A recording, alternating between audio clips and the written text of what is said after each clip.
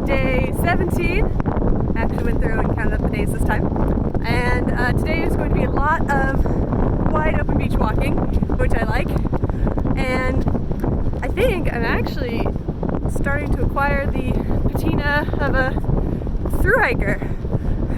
A little stinky, haven't showered or done laundry in a little while. Yeah, it's a thru hike now. They're hard to film, but I've been seeing a lot of these big birds in the cliffs along this section.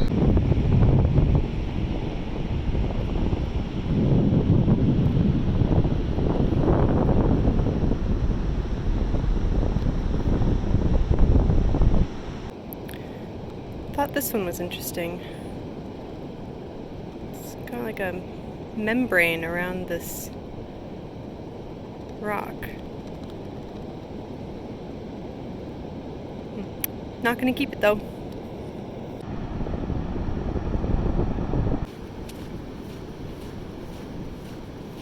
This trail is usually pretty varied. It will have beach walks and then headlands to go over and then some road walks and then walking around some points at low tide. And this section has been miles and miles and miles of beach walking, and there's no headland emerging yet that I can see.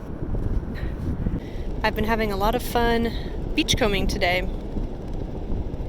Leave no trace is very strong with me, so I was planning to leave anything that I found back on the beach, but I looked it up, and in Oregon it is legal to take in very small quantities some personal souvenirs from the beach.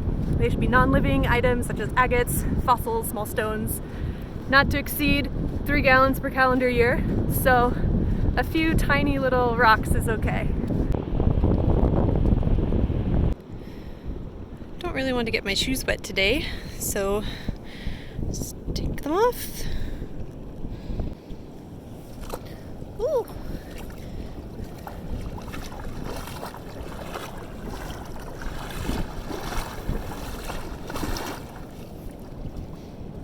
It's time for a snack and sunscreen break.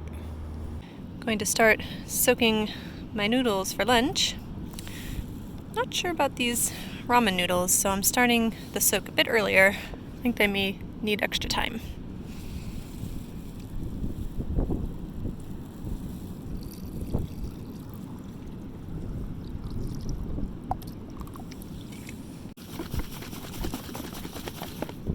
It's not really cold enough to need my hood up like this, but I always get a little cold when I sit for too long.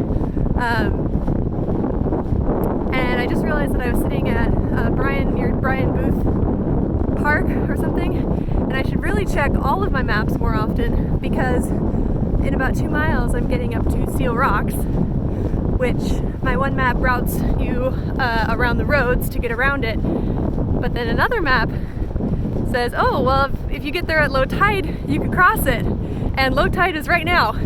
So, I mean, 2 miles, I should be able to get there and get around them at low tide.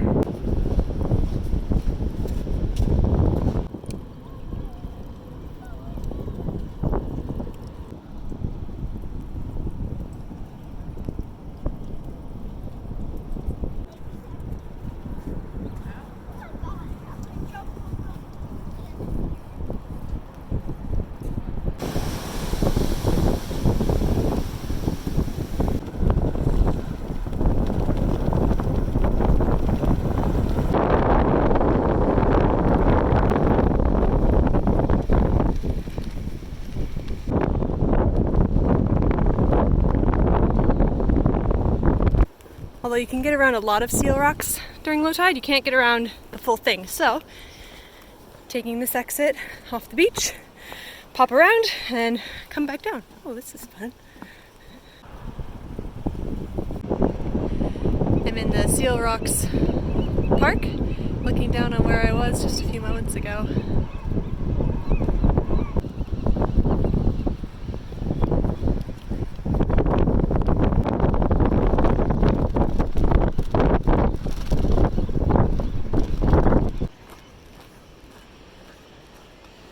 tides are still looking really good. There's only a mile, I think, of rocks to get around, and we're still at below zero for the tide line.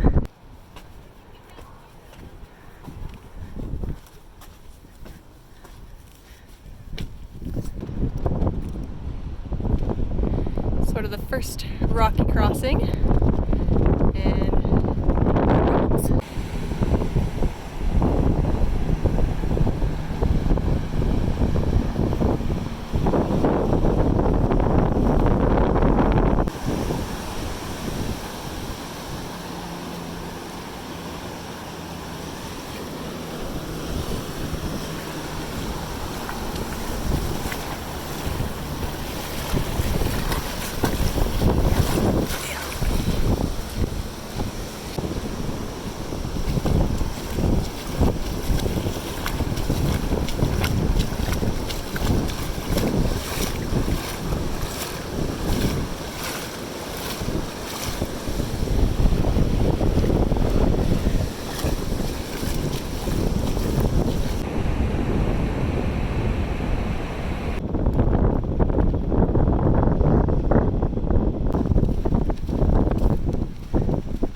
my feet wet a little bit, but it was still an easy enough crossing.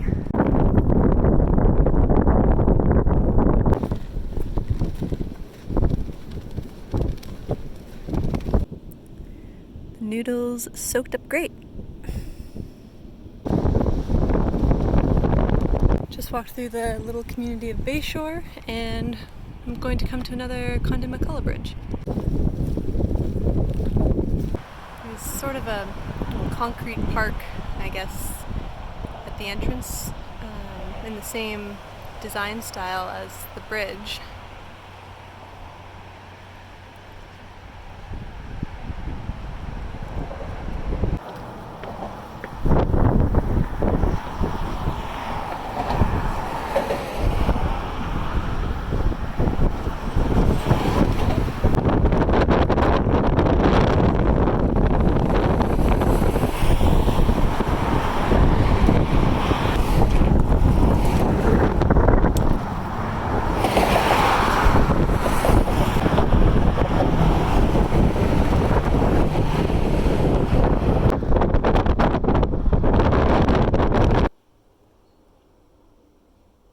Waldport right now, and I just had a nice couple hours at the public library charging my phone, and now I'm going to try and get some food and head out.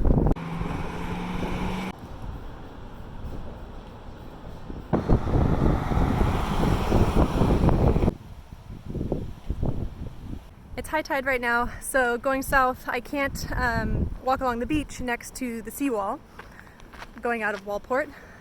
And I checked the maps, and the shoulder off of Highway 101 there looks really, really narrow, and that's for 0.5 miles. So I've decided to go on a very circuitous route through the neighborhood instead. But it's great. It surprisingly went very high up, and so I've got some great views of the bay.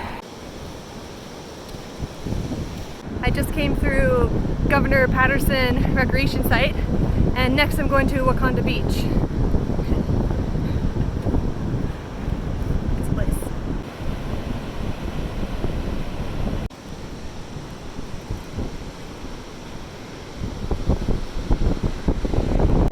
This is Big Stump, and I was trying to figure out how a piece of driftwood this large made it here, but in fact, it was growing here for over 150 years, about 1,200 years ago. The sign says it's a Californian redwood, the most northern known individual tree of its kind. And there's some pictures there of people around the stump way back when. These signs help me find beach access trails, and they're numbered in ascending order going south. So this is the 70th sign, not counting all the A's and B's they have.